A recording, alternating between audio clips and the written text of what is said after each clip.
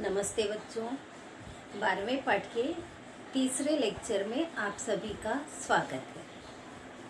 हम पढ़ रहे थे 12वां पाठ ध्वनि का अध्ययन। आज हम इसके अंतर्गत पढ़ेंगे सोनार। तो देखते हैं सोनार यानी क्या। सोनार का बच्चों फुल फॉर्म होता है साउंड नेविगेशन एंड रैंगिंग। इसी का ये शॉर्ट फॉर्म है सोनार। बच्चों, ये जो आपको आकृति दिखाई दे रही है, ये आकृति है सोनार प्रणाली की। सोनार जो है साउंड नेविगेशन एंड रैंगिंग का लघु रूप है। सोनार द्वारा पराश्रव्य ध्वनि का उपयोग करके जल में स्थित पिंडों की दूरी, दिशा और वेग का मापन किया जाता है। सोनार में एक प्रेक्षित्र तथा एक संसूचक होता है। यहाँ पे आपको ये प्रेक्षित्र दिखाई दे रहा है और ये संसूचक है। प्रेक्षित्र द्वारा ध्वनि तरंगों को, यानी कौन सी तरंगे, पराश्रव्य ध्वनि तरंगों को नीचे भेजा जाता है और ये पराश्रव्य ध्वनि तरंगे नीचे से टकरा करके पुनः परावर्तित होकर के ऊपर आती हैं और संसूचक द्वारा उसे ग्रहण कर लिया जाता है। यानी ये ध्वनि तरंगे भेजती हैं और ये संसूचक ध्वनि तरंगों को ग्रहण करता है। ये तरंगे जल में चलती हैं तथा समुद्र तल में पिंड से टकराने के पश्चात परावर्तित होकर संसूचक द्वारा ग्रहण कर ली जाती है। संसूचक जो है पराश्रव्य ध्वनि तरंगों को विद्युत संकेतों में बदलने का काम करता है और उसकी फिर व्याख्या की जाती है। व्याख्या यानी उसकी जानकारी प्राप्त की जाती है और पराश्रव्य ध्वनि के प्रेषण तथा अभिग्रहण, प्रेषण यानी जब इसे भेजा जा रहा है पराश्रव्य ध्वनि को और जब ये वापस लौट के यहाँ तक आती है उस समय को नोट कर लिया जाता है और पानी में ध्वनि का वेग ज्ञात किया जाता है। अब ध्वनि का वेग ज्ञात है, समय ज्ञात है, तो दूरी को ज्ञात कर लिया जाता है। सूत्र था वेग बराबर दूरी बटे समय या दूरी बराबर वेग गुणा समय। तो सोनार की तकनीक का उपयोग करके समुद्र की गहराई ज्ञात की जा सकती है। जल के अंदर स्थित पहाड़ियों, खाइयों, पनडुब्बियों, हिमशैल, डूबे हुए जहाज आदि की जानकारी प्राप्त करने के लिए सोनार प्रणाली का उपयोग किया जाता है। अगला टॉपिक है अपना बच्चों सोनोग्राफी। सोनोग्राफी का नाम आपने सुना ही होगा।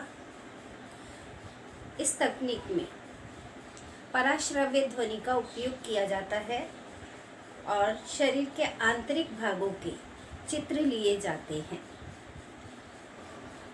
शरीर के आंतरिक भाग में सूजन आना, इन्फेक्शन होना या वेदना, वेदना यानी दर्द कहाँ पर है इसका पता लगाया जाता है। और हृदय की स्थिति, हार्ट अटैक यानी हृदयाघात आने के बाद हृदय की स्थिति का अध्ययन करना और गर्भवती स्त्रियों के गर्भ में स्थित भ्रूण का अध्ययन करना, यानी उसकी वृद्धि ठीक तरीके से हो रही है या नहीं। तो इस सोनोग्राफी तकनीक का इनमें उपयोग किया जाता है। सोनोग्राफी तकनीक की जो होती है वेदना रहित है, कोई तकलीफ नहीं होती, कोई दर्द नहीं होता, सुई नहीं चुभवाई जाती है, काटा नहीं जाता है, कुछ नहीं है। बड़ी ही आसान तरीके से त्वचा के ऊपरी भाग पर एक सलाई को घुमाया जाता है द्रव लगाकर। वो सलाई से पराश्रव्य ध्वनि तरंगे शरीर के अंदर भेजी जाती हैं और आंतरिक भागों का चित्र स्क्रीन पर आ जाता है, जिसका अध्ययन करके सही कारणों का पता लगा करके रोग का निदान किया जाता है। अगला टॉपिक है अपना मानवीय कर्ण। तो इसे चित्र के द्वारा समझते हैं किस तरह से हमारे कान की रचना होती है। हमारे कान का बच्चों ये जो बाहरी भाग दिखाई देता है इसे कहते हैं कर्ण पल्लव। और हमारा कान 3 भागों से बना हुआ है, बाह्य कर्ण, मध्य कर्ण और अंतः कर्ण। अब हम चित्र के माध्यम से अपने कान की संरचना को देखेंगे। बच्चों यहाँ पे आपको जो आकृति दिखाई दे रही है वो है मानवीय कर्ण की। मानवीय कर्ण यानी मानव के कान। मानव का कान महत्वपूर्ण अंग है। कान से हम क्या करते हैं, ध्वनि को सुन सकते हैं। ध्वनि तरंग का कान तक आने पर कान का पर्दा कंपित होता है। कान का पर्दा कहाँ है बच्चों, यहाँ पे ये इस जगह पे कान का पर्दा लिखा हुआ है, कर्णपटः। और उन कंपनों का फिर विद्युत तरंगों के रूप में रूपांतरण होता है और उसके बाद इन विद्युत तरंगों को श्रवण तंत्रिका द्वारा मस्तिष्क को भेज दिया जाता है। अब कान के बच्चों 3 भाग होते हैं। पहला है कर्ण पल्लव यानी ये बाहर का भाग, फिर है ये मध्य भाग, यहाँ मध्य कर्ण लिखा हुआ है, और उसके बाद है अंतःकर्ण। तो कर्ण पल्लव जो होता है ये बाह्य परिवेश से ध्वनि एकत्रित करता है। एकत्रित ध्वनि श्रवण नलिका से मध्य कर्ण की खोखली जगह तक पहुंचती है। ये बाहर का जो एक कर्ण पल्लव है ध्वनि को एकत्रित करता है और इस नलिका द्वारा अंदर पर्दे तक प्रेषित करता है। मध्य कर्ण की ये खोखली जगह कहलाती है, ये वाली। अब है मध्य कर्ण। मध्य कर्ण की खोखली जगह में एक पतला पर्दा होता है। यहाँ पे ये पर्दा दिखाई दे रहा है आपको, ये मध्य कर्ण है। यहाँ पे ये वाला पतला पर्दा है। जब माध्यम के संपीड़न कर्णपटह पर पहुँचते हैं, यानी ध्वनि तरंगों का संपीड़न और विरलन के रूप में आगे बढ़ती हैं ध्वनि तरंगे, ये आपको बता दिया। तो जब संपीड़न यहाँ तक पहुँचेगा यानी ध्वनि तरंगे पास पास होंगी तो कान के पर्दे पर दबाव पड़ेगा, जिससे पर्दा अंदर की तरफ झुकेगा। और जब विरलन पहुँचेगा यानी ध्वनि तरंगे दूर दूर होंगी तो ये पर्दा ऊपर आता है। यानी पर्दे के ऊपर नीचे जाने और ऊपर आने के कारण पर्दे में क्या उत्पन्न होता है, कंपन। इस प्रकार विरलन के पहुंचने पर झिल्ली के बाहर की ओर लगने वाला दाब कम हो जाता है और कर्णपटह बाहर की ओर गति करता है।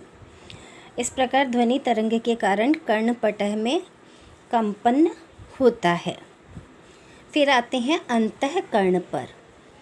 ये अंतःकर्ण है बच्चों। और बच्चों हाँ, एक चीज़ का याद रखेंगे, ये कान के अंदर ये स्टेप्स करके हड्डी दिखाई दे रही है। ये हड्डी जो होती है ये हमारे शरीर की सबसे छोटी हड्डी होती है, जिसका नाम क्या है, स्टेप्स। और इसमें 3 अस्थियां जुड़ी हुई होती हैं, उसकी एक श्रृंखला होती है ये। और ये अर्धवृत्ताकार नलिका और ये कर्णावर्त जो होता है घोंघे के समान होता है। दिख रहा है आपको घोंघे के समान। तो अंतःकर्ण में श्रवण तंत्रिका अंतःकर्ण को मस्तिष्क से जोड़ने का कार्य करती है। अंतःकर्ण में घोंघे के शंख की तरह चक्राकार कर्णावृत्त होता है। कर्णावर्त ये बता दिया मैंने। कर्णपटह से आने वाले कंपन कर्णावर्त द्वारा स्वीकार किए जाते हैं। यहाँ से जो कंपन आ रहे हैं वो ये स्वीकार कर लेता है तथा उन्हें विद्युत तरंगों में परावर्तित कर देता है। इन विद्युत तरंगों को श्रवण तंत्रिका द्वारा मस्तिष्क तक भेज दिया जाता है और मस्तिष्क इनकी ध्वनि के रूप में व्याख्या करता है। तो इस तरह से यह हमारे कान की संरचना है। तो बच्चों आज के लिए इतना ही। धन्यवाद।